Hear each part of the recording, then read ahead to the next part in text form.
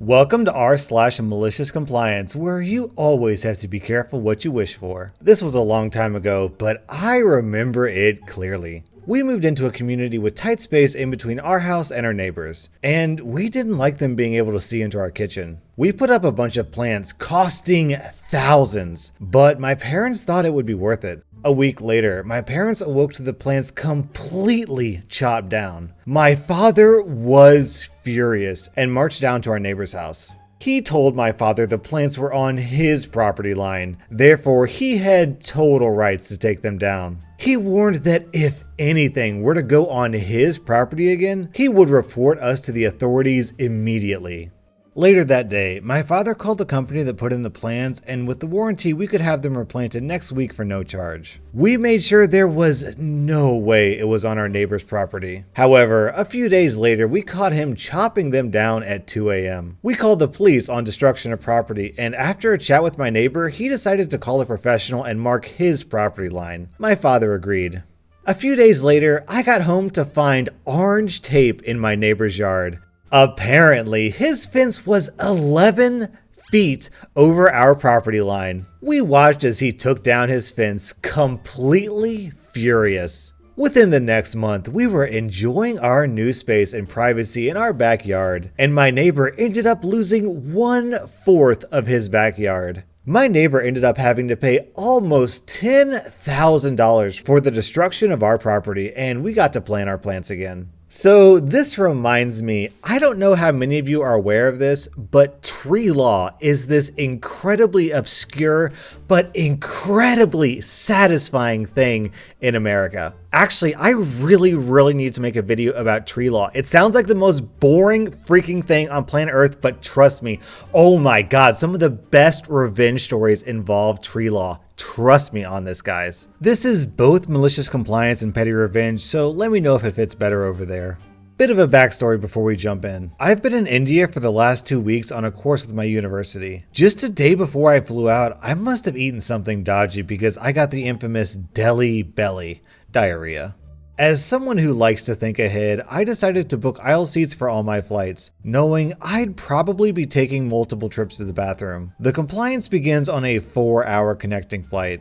As I made my way to my seat, I realized an older woman had taken it for herself. I pointed at the number above, but instead of moving to her middle seat, she got up and motioned for me to sit in it. At this point, I thought about telling her what the deal was with my colonic calamity, but decided to just let my actions speak for me.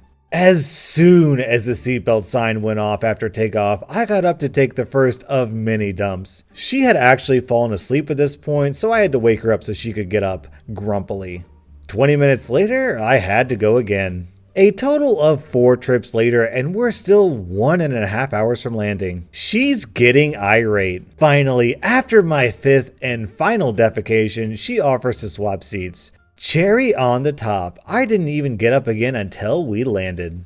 Prior to being a bartender, I worked at a retail chain called Big W. I'm a nerd. I tend to switch to autopilot when tired, almost always at the end of shifts, and can be a dick when annoyed. Me in a nutshell. It's a slow Wednesday afternoon, the AC is broken again, and it's about 5 degrees Celsius hotter inside than it is outside, 29 degrees Celsius. I'm in autopilot, rigor mortis smile on my face, and retail greetings are droning out of my throat. A guy walks into my register, demanding a refund for something trivial. Probably his panties were the wrong color, I don't remember. I inform him in a monotone voice that refunds are issued by my supervisor, not me. There's a surprisingly substantial line at the supervisor's desk, people wanting cigarettes, refunds, or information. He informs me that he's not waiting that long for something trivial. He demands I do it because even someone as dumb as you can do this. Well, that snapped me out of autopilot and the smile fades. I repeat, in a much more direct tone, that only the supervisor can do refunds. The customer is having none of it. Refund my item, he demands again, saying it very slowly as if I was the dumbest potato in the strawberry patch. I am unable to, he cuts me off. I want to speak to your manager. I don't want to talk to you. Now, this is where people need to be careful with their words. As a cashier, I report directly to my supervisor, one of the two at the desk. They're in charge of me. My manager sits out back managing the store and usually never has to interact with customers unless the supervisor calls him. So I nod, calling through the headset for my manager. Let's call him Fred. Fred's a great guy. He tells good jokes, he's always ready to help his friend, and he's a caring soul. He's also a mute, and after wrapping his ute around a tree as a teen, he's also deaf. As such, he knows Auslan, which is Australian Sign Language, but can't read lips to save his life. I also can't speak Auslan at all. This probably took about 5 minutes for someone to alert Fred that he was needed and for him to come down. All this time, I'm smiling but not saying a word to the gentleman as he told me to. He comes up to the registers, sees it's me waving him down, and pulls out his PDA to communicate with me. "What's up?" Fred types. I take the PDA and type, "Customer has a complaint, wants to speak to my manager, not me." Fred raises an eyebrow at me and I just shrug. The guy is turning red with anger, probably thinking we're ignoring him. Fred turns to the guy, who launches into a full-on verbal assault that would curdle milk chocolate. Something about incompetent employees and terrible service. Fred just stands there. Eventually, the guy runs out of breath and Fred has a chance to show him the PDA with the words, "Sir, I am a deaf mute. Please use this to communicate with me." The guy practically screams and storms out of the store. Plot twist, Fred can talk and hear just fine, but since he works in retail, he's been faking it for years so that he doesn't have to listen to angry customers. I am a small-time landlord with just 4 tenants. Earlier this year, I had 2 sisters that didn't respond to my request to add one of the gal's husband to the lease, though he was living with them. Not a big deal, but did I mention the pit bull they also brought home without permission? I do allow pets and had previously approved their other dog. I asked nicely in person and by email in the months leading up to the malicious compliance. They also did not respond when I asked if they were happy there and wanted to renew their lease for the following year. I asked again, then I emailed them notice that I would start showing the unit 2 days later. I try to be a nice landlord. I do. They had a newborn as well, so I scheduled all of the showings within a 2-hour window on the same night so I could be in their space as little as possible. Also, because they had not responded and it was now serious crunch time for getting another tenant, and my spouse worked all the following 2 weeks during evening showing hours, I had the delightful inconvenience of bringing my 2- and 6-year-old children with me to the showings. Because I'm not a corporation, I'm a small-time family landlord with kids. Try to imagine how difficult it is to conduct business meetings with 2 kids, right?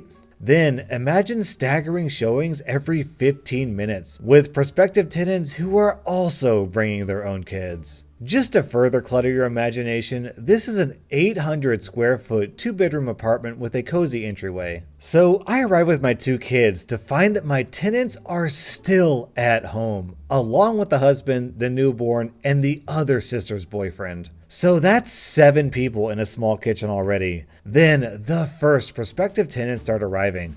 Husbands, wives with kids, and some showing up early, so there's 2 sets of them. That's 14 people in a small kitchen.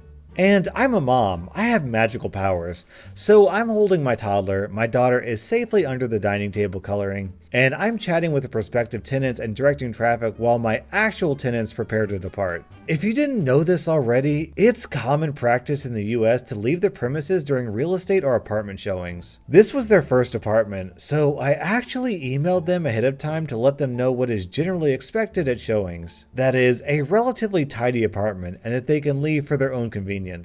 They do eventually leave after the boyfriend tells a prospective tenant that he, in fact, also lives here. And I carry on with an exhausting scheduling of showings and have my tenants all picked out and lease signed by the next day. Awesome, right? The next night, I get a voicemail from the husband who is not my tenant. I saved it and just listened to it again because it still gives me that same delightful shiver of malicious compliance. In his voicemail, he told me how awful it was that my children touch his infant's things. They didn't, because I keep my kids entertained with magical mommy toys. But prospective tenants also brought children, and how they had to sterilize everything to keep their infant from being sick, and how inconvenient it was to have showings with only 2 days notice, and how very unprofessional I was to bring my children, and asked if I could just be more professional in the future. You can hear it, can't you? The deep shiver of malicious compliance vibrating through my offended being. The next morning, I started issuing professional lease notice violations. One for the extra residents of the unit, hubby and boyfriend, one for the extra dog, and a few additional one for building concerns I noted during the showings. They ignored the violation notice, which I sent by certified mail and thoughtfully also by email. I decided to be even more professional 30 days later and issue a 5-day notice to vacate. And I called their mom, who is their emergency contact, as an eviction notice is an emergency. Did I mention that their lease was due to end just a few weeks later? But it would be unprofessional of me to let those violations slide until then. 3 days later, they'd magically sent me all the information I'd requested, removed the other dog, licensed the first dog, gotten their required pet insurance. They moved out on their lease termination date and skipped out on their last electric bill and left the unit in damaged condition. Despite my professional security deposit disposition statement and request for payment, they ignored those notices until I stated I would proceed to small claims court by X date for the total due beyond their security deposit. On X date, they replied stating they didn't think it was fair that they should have to cover damages to the unit or pay any more money toward their utility bill. Yup, 2 months later, there we were in the lobby of the courthouse sitting across from each other on uncomfortable waiting room benches. They're laughing among themselves about how they're going to get their full security deposit back. And I'm quietly reviewing my presentation notes to the judge and my sizable stack of evidence, photographs, and videos. This was my first time in court, but I wasn't laughing. I was preparing. 1 hour later, we're back in the lobby and their mom is trying to write me a check for the full amount of the judgment. She doesn't have a pen. Her kids don't have a pen. I, however, have a pen. I cheerfully offer my pen. She writes the check and hands it to me, and wait, I hold out my hand again. Got my pen back, too. I was so proud of myself for not saying any of the sassy things in my head in that moment. You know why? Because I was being professional, as I'd been from the moment he'd left that voicemail. As a last note, I do acknowledge that it would have been better if I hadn't brought my children. However, if you have kids, you'll understand that sometimes they simply have to go where you go. So a bit ago, I used to work in healthcare. We were allowed to work up to 55 hours a week, and so I would usually pick up around 3 to 4 extra shifts a month just to pay for treats and extras. I always made sure I never did too many hours and that I felt well in myself. Until a new senior nurse started from elsewhere in the hospital. She was quite brittle with all the staff, bringing in arbitrary new rules and just generally being rude until she wanted something. Then her tone changed and she was sweetness and light. She started telling staff that picked up more than 1 extra shift a month that they were doing too many hours, and that we had to pick up fewer hours as it didn't reflect well in the department to have permanent staff working so much. She said this in the most condescending tone possible. I tried explaining the policy of the hospital, but she didn't listen. Just said, "Well, I'm the senior nurse on this ward and this is how it is now." And to be honest, it wasn't worth my while just working 1 extra shift. So I stopped. I also stopped staying behind to help, as long as I wasn't impacting patient safety or others apart from her. Got loads of notes to write? Too bad, I'm finished now. See you later. Got some samples for pharmacy. Think you'll be running those yourself. It all came to a head one day as I was getting ready to leave. She asked me to work a shift the next day. She said that she'd asked a staffing agency, but they couldn't send anyone, and no one else wanted to pick up shifts. Then came the sweetness. Please, OP, please, otherwise I will have to do it and I'm meant to be going to a certain thing tomorrow. I stopped. I smiled. I just said, well, I can't do too many hours, and you are the senior nurse, and left. Funnily enough, she never questioned me picking up shifts again. Stories like these, when OP gets revenge by using the jerk's own words against them, I swear, reading them is more satisfying than porn. My department is about 10 guys, all older and much more conservative than me. Their talks are mostly sexist, racist, homophobic, and elitist. To keep the peace, I keep the conversations light and work-related the few times our paths cross. Also, my desk is down the hall from the department in overflow along with other miscellaneous workers, so overlap is minimal between us. My coworkers apparently complained to my boss that I was too quiet. Despite good work, I got a bad review for not talking. No raise for me. Fine.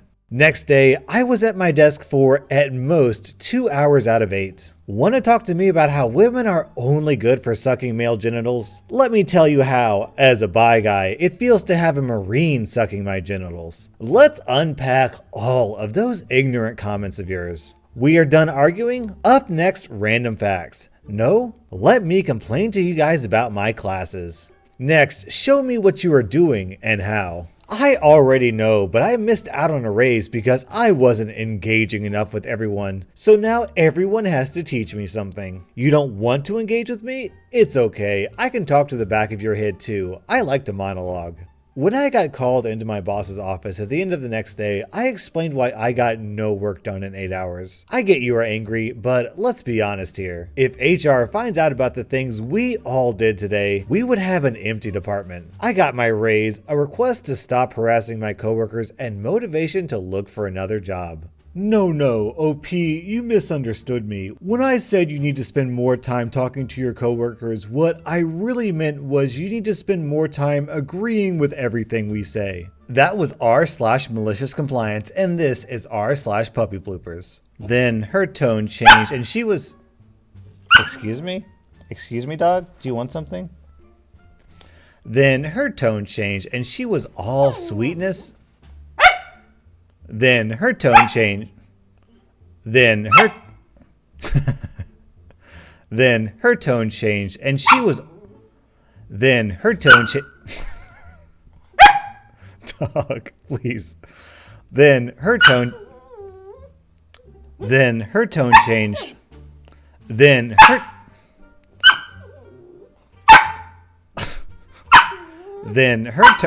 Dog, can I get through the sentence? Then her tone changed. Do you want something? Do you want something? Do you want something, Pupper? What do you want? What is so important? I am literally trying to pay the bills here. Then her tone changed and she would. Then her tone changed and. Yugo, what do you want? I just fed you. I just walked you. You want some belly rubs? You want some belly rubs? Is that what you want? You cute puppy dog. You cute puppy dog? Yeah, that's what you want. You want some belly rubs. You want some belly rubs. And some head scratches. Yeah.